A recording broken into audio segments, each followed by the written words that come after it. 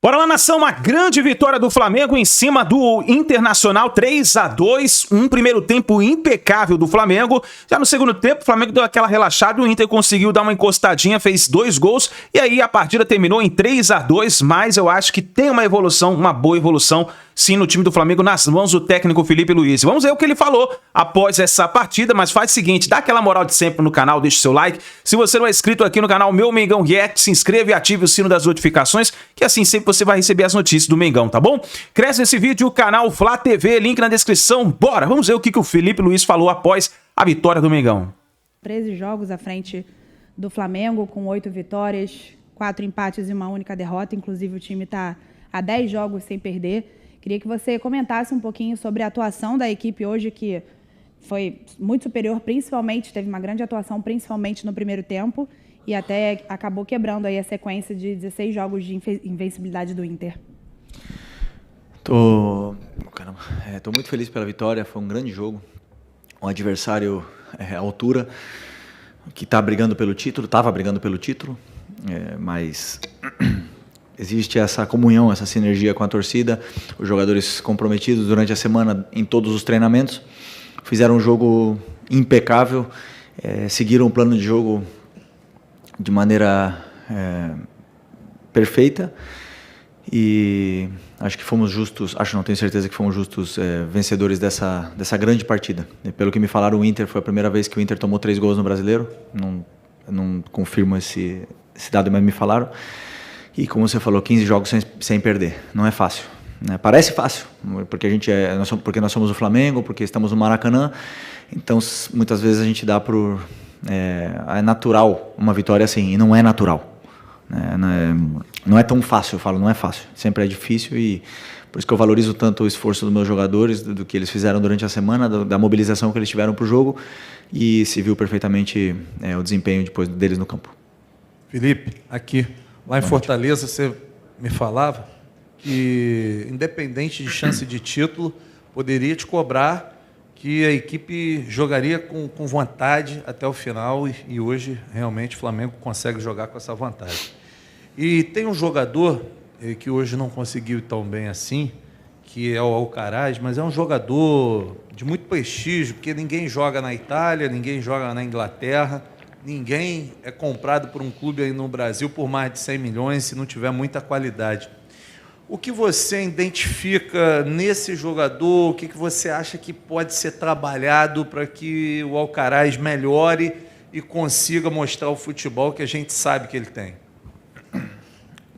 Um jogador que, primeiramente, dá tudo pelo time, né? A gente vê o esforço dele, cada vez que ele erra ou perde uma bola, a gente vê que ele tenta de novo, ele não se esconde do jogo, ele é um cara com muita força e, obviamente, que não está no seu melhor momento, mas é um jogador que dá tudo.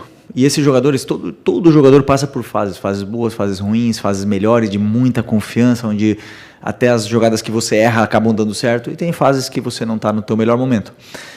Ele não está passando por uma fase horrível, né? Mas ele... Por quê? Porque ele trabalha, porque ele treina muito, porque ele presta atenção nos treinos, ele presta atenção nos vídeos, então ele acaba executando. A execução não está tão fina, mas questão de tempo. Questão de tempo, a única coisa que eu posso fazer é dar todo o suporte para ele, dar todo tipo de carinho, para que ele possa superar essa fase que não é tão boa para ser o Alcaraz que todo mundo quer que ele seja. Sem pressa, um jogador que assinou um contrato longo com o Flamengo, e que tem bastante tempo, precisamos dar apoio e suporte para ele, porque o que a gente pede, a torcida pede, é raça, né? Então a raça ele está dando. Depois, qualidade e a finura com a bola, ela vem às vezes mais, às vezes menos, mas a raça está aí, e a gente está vendo isso. Felipe, boa noite. Saiu alto, hein? Não sabia, vou falar um pouquinho mais longe.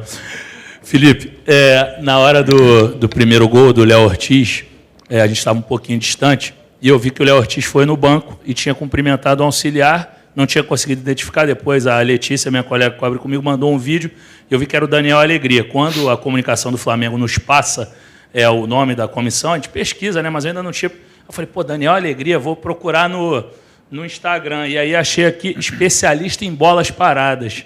Então, queria saber qual foi a importância dele, se no segundo gol ele também teve importância ali que o De La Cruz passa aquela bola ali para o Gerson que estava no vazio, se foi mais genialidade do De La Cruz, mas acabou que era um jogo difícil assim no início da partida, estava bem equilibrado, e o Flamengo, nas bolas paradas, acabou conseguindo clarear. É óbvio que o segundo gol não é de bola parada, mas vendo um rebote de bola parada, que a zaga do Inter está desajustada, e o Flamengo consegue o segundo gol. Obrigado, boa noite. Boa noite. Já repito, né? Eu penso que nós temos que sempre nos cercar de pessoas que nos ajudem, que nos aportem coisas, que nos façam crescer e te façam ser melhores, né? Então, claro que meu primeiro pensamento sempre foi juntar uma comissão forte e me complementar aonde eu não tenho, ou eu preciso de ajuda, né? Então, o primeiro caso foi do Ivan, que já falei para vocês dele, e o Alegria tá totalmente imerso na bola parada, é o cara que desenha toda a bola parada, que analisa, que faz as jogadas, que me passa tudo, vemos juntos e decidimos a melhor estratégia para a bola parada do jogo. Aonde, como você bem falou e frisou, a bola parada tem um fator muito importante no jogo, porque às vezes o jogo está bloqueado, como o jogo do Fortaleza foi, por exemplo, um jogo bloqueado, um jogo difícil, que por mais que a gente tenha chances, não foram chances claríssimas de gol, e às vezes a bola parada desbloqueia essa chance. Então, super importante, treinamos essa semana e acabou dando certo, né, com algumas chances. Então, eu acho que é fundamental ter gente na comissão que pudesse ajudar em todos os sentidos. E o segundo gol foi do quê? De lateral? De falta? Não. Rola pro Gerson bate, o Everton Araújo...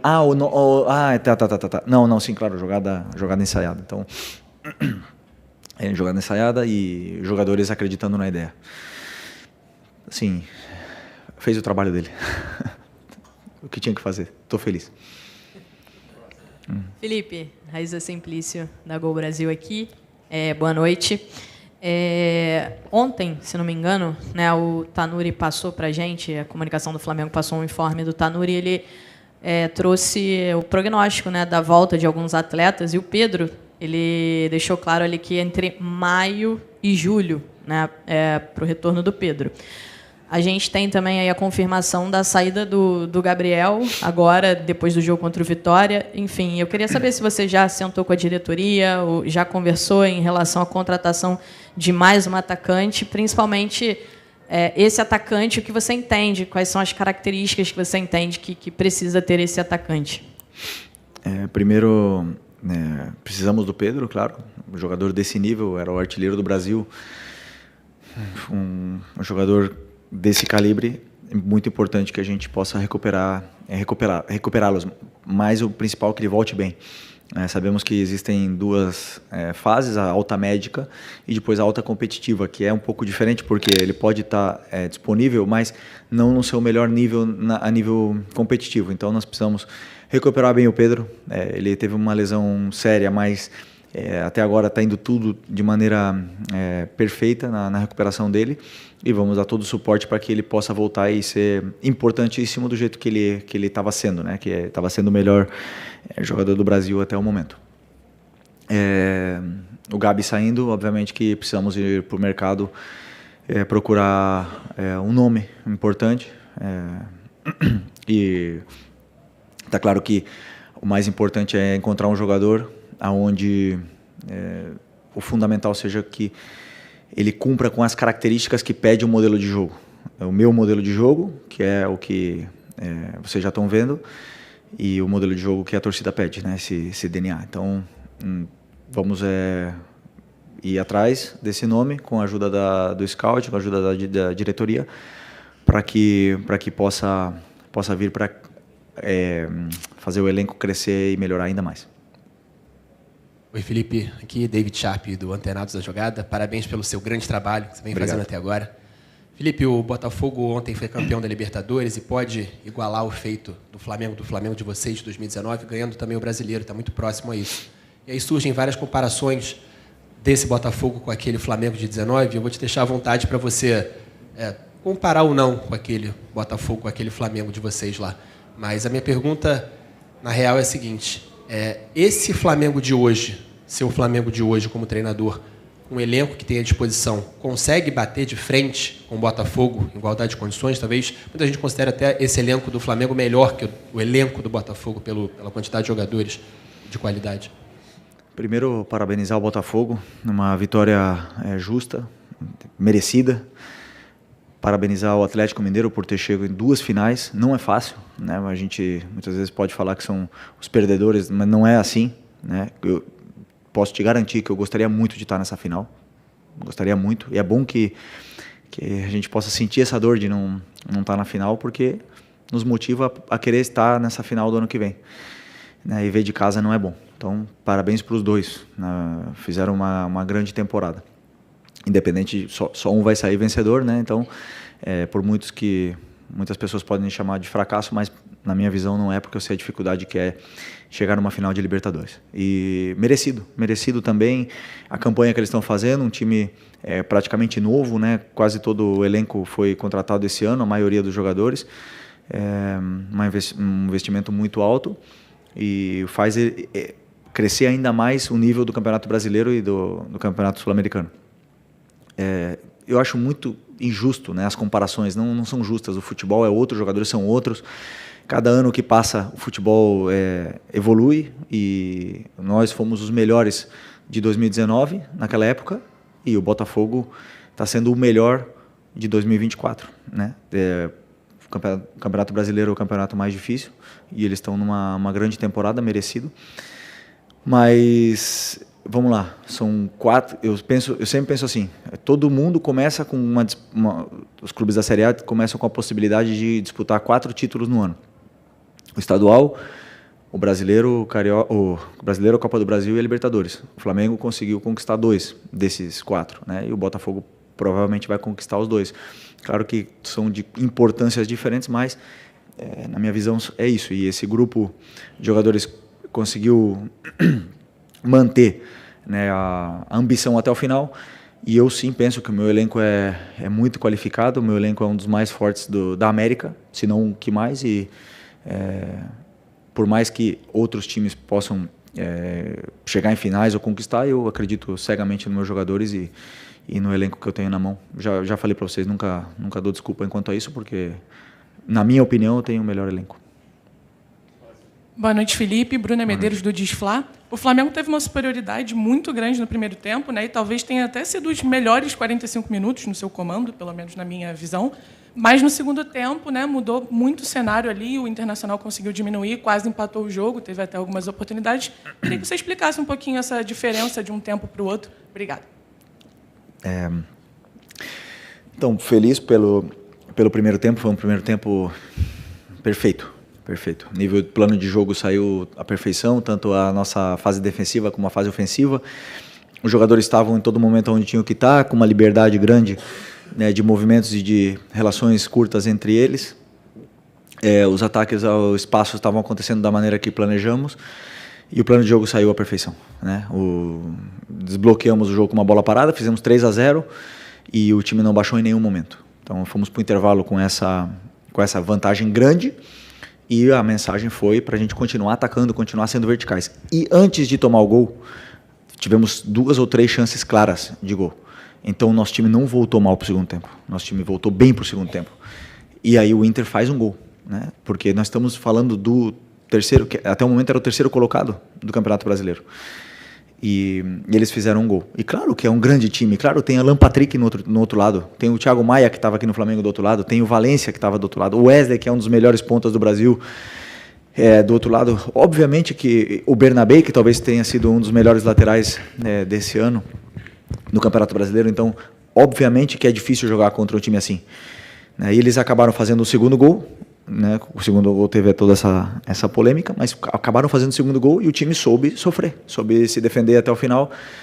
Ainda assim, tivemos outras chances, tivemos para tentar fazer o 4-2, ou não fizemos, e a vitória para mim os 3 pontos têm o mesmo sabor. Né? Claro que queria 3-0, queria 4-0, mas existe uma parte do futebol que é transformar, defender e saímos com a vitória merecidamente. Boa noite, Felipe. Vinícius Sacramento, MS Web Rádio. Eu gostaria que você projetasse o confronto contra o Criciúma, já que na quarta-feira você não vai ter o Gerson e não vai ter o De La Cruz suspensos contra um adversário perigoso que vai fazer seu último jogo em casa, está na zona de rebaixamento e precisa muito desse resultado. O que o torcedor pode esperar do seu confronto contra o Criciúma lá na quarta-feira? Pode esperar o que eles estão... que nossos jogadores falem no campo. É a única coisa que eles podem esperar, que a gente possa ir para Criciúma com os jogadores que estão muito bem, trabalhando, estão com confiança, foram campeões, querem jogar, querem continuar melhorando, querem competir entre eles, estão treinando forte, vamos para Criciúma para fazer um jogo do mesmo nível que fizemos de hoje, fizemos o mesmo nível que fizemos no Cuiabá, contra o Fortaleza, e tentar vencer, que essa camisa ela exige vencer. Então, assim, não tenho nada a prometer, senão trabalho, preparar bem um jogo contra o Criciúma. É um adversário que vem numa fase que não é tão boa, está no rebaixamento, joga com nervosismo e a gente tem que jogar com as nossas armas para poder vencer. Desculpa. Pelo presidente Rodolfo Landim e por um legend, que é o Diego Ribas. Eu queria saber se te animaria a possibilidade de no futuro você ter o Diego Ribas com você, seja na comissão técnica ou no departamento de futebol no geral, e se você puder falar também sobre a expectativa para esse sorteio, quanto pode ser importante para o caminhar do Flamengo nesse Mundial. Obrigado. O sorteio... para mim já é uma honra poder disputar esse Mundial. Isso quer dizer que a gente fez bem as coisas nos anos anteriores, que nós somos um dos participantes desse Mundial, Super Mundial de Clubes. Independente do adversário, vai ser muito complicado, muito difícil, estão os melhores do mundo ali nesse torneio, e vamos, sem nenhuma dúvida, para tentar fazer um excelente torneio. Sobre o Diego, grande amigo, um dos melhores amigos que eu tenho na minha vida, e sei do qualificado que ele é, do inquieto e um cara que está sempre querendo melhorar, sempre aprender, sempre evoluir. E se um dia ele decidir trabalhar no futebol novamente, seria uma honra poder trabalhar com ele de novo. Mas, repito, não sabemos o futuro, não sei o que vai acontecer. Temos aí uma eleição pela frente que não depende de mim, não depende de nada. A única coisa que eu posso focar na equipe. Então, as pessoas que estão agora estão ajudando muito, e as pessoas que estarão no ano que vem não é uma coisa que me preocupa nesse momento. Aqui é Felipe, boa noite. Marcos Martins, do canal da QSRN. Queria te perguntar sobre uma mudança de posicionamento no jogo de hoje envolvendo o Bruno Henrique e Michael. Na partida contra o Fortaleza, Michael inicia pelo corredor central e o Bruno aberto pela esquerda. Para a partida de hoje, ao contrário, Bruno por dentro e Michael aberto. Queria te perguntar primeiro o motivo dessa modificação e também se você observou que o rendimento de ambos foi melhor em comparação com o jogo contra o Fortaleza. Vou pedir desculpa porque não vou detalhar, tá? Porque tem muita estratégia envolvida nessa mudança, muito detalhe fino sobre o plano de jogo, então prefiro não abrir, mas simplesmente posso te dizer isso, que foi por uma estratégia, pela estratégia do jogo e pelo plano que nós tínhamos em função do nosso adversário que vinha pela frente. Pelo jogo contra o Fortaleza, para mim o Bruno Henrique fez um excelente jogo, né? O Marinho teve muita dificuldade em marcar ele, e o Michael também criou muito perigo, ajudou muito na pressão e simplesmente faltou o gol naquele jogo contra o Fortaleza. E hoje os dois foram muito bem, também porque seguiram à perfeição o plano de jogo, como eu falei. Acreditaram no que passamos para ele e acabou dando certo. Tá aí, nação, então, a próxima partida do Mengão é uma partida importantíssima, isso porque o Flamengo enfrenta o Criciúma, que está ali na zona do rebaixamento brigando para não cair, e essa partida, se o Flamengo perder, pode prejudicar, sabe quem? Sabe quem? O Fluminense, meus amigos. Até esse momento que nós estamos gravando esse vídeo, vou te falar para você aqui. Nesse momento, tá 1-0 o Atlético Paranaense. 1-0 Atlético Paranaense. Até esse momento. Pode ser que mude o placar, né? Depois. Mas, meus amigos, a situação tá difícil pro Fluminense. Vai depender do Mengão, será? Vamos ver como vamos ficar de olho. Tamo junto, nação. Deixa seu like, comenta aí embaixo e a gente se vê no próximo vídeo.